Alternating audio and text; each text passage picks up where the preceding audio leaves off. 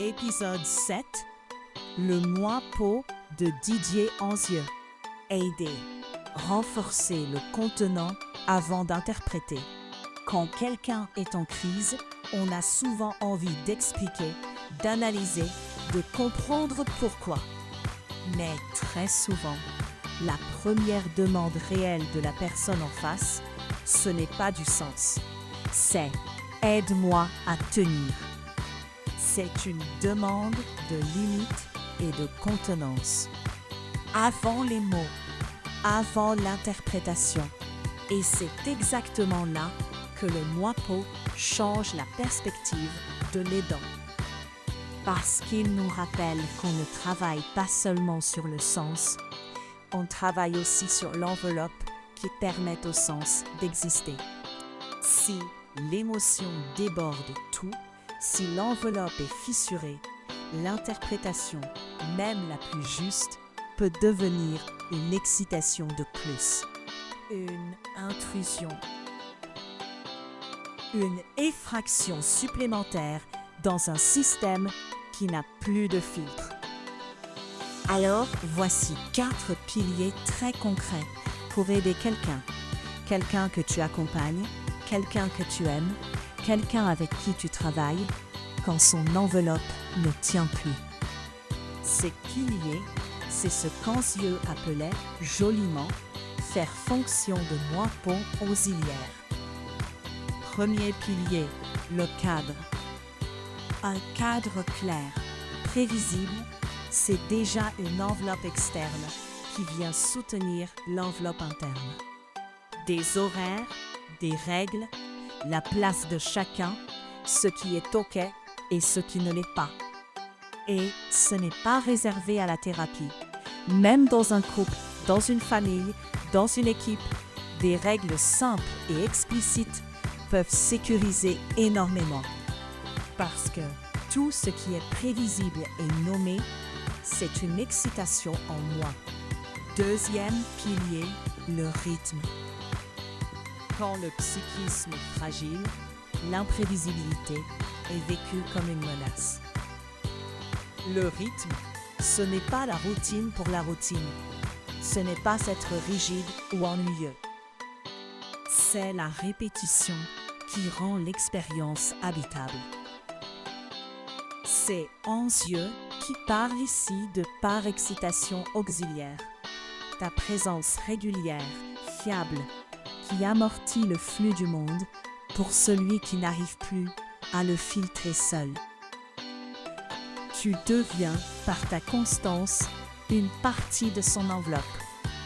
Troisième pilier, des limites souples.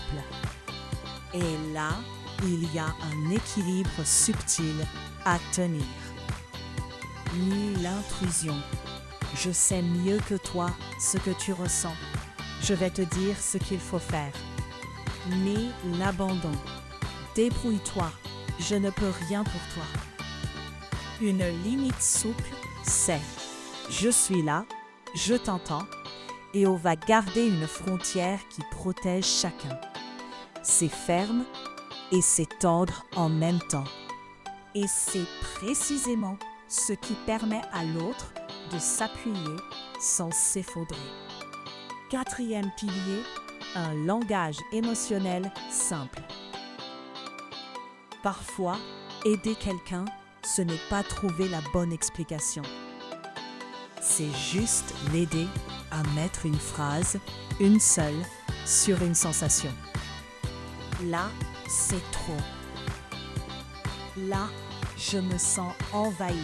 Là, je me blinde. Nommer, c'est déjà organiser un peu. C'est déjà remettre une forme sur ce qui débordait. Et ça, c'est offrir au moi-pot de l'autre la fonction organisée qu'on a vue à l'épisode 4. Maintenant, il y a aussi des choses qui aggravent et qu'il est important de connaître pour les éviter. 3 en particulier. L'intensité non contenue d'abord.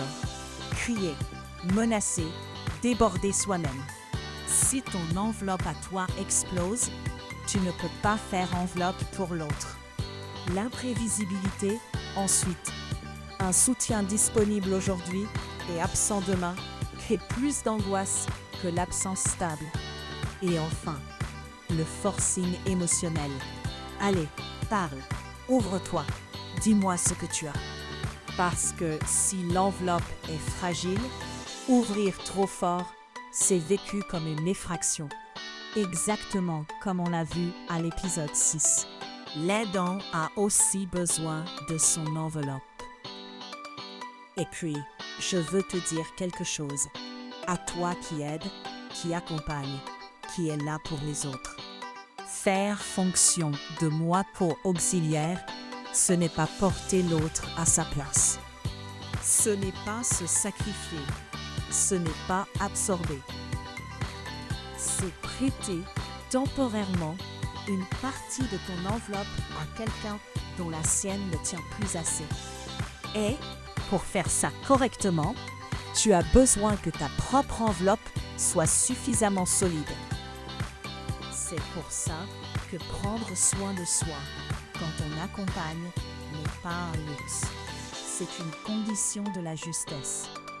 Si je devais résumer toute cette série en une phrase, ce serait celle-ci. Avant de se raconter, se contenir. C'est, à mes yeux, le cœur de ce qu'Anzieu nous lègue. L'identité n'est pas seulement une idée qu'on a de soi. C'est une capacité beaucoup plus profonde à se sentir protégé, séparé et continuer à tenir ensemble à travers le temps, à travers les chocs, à travers les liens. Et cette capacité-là, elle se tisse, elle se renforce, elle se répare. À tout âge. Merci d'avoir suivi cette série et à bientôt pour d'autres vidéos explicatives sur les concepts de psychanalyse.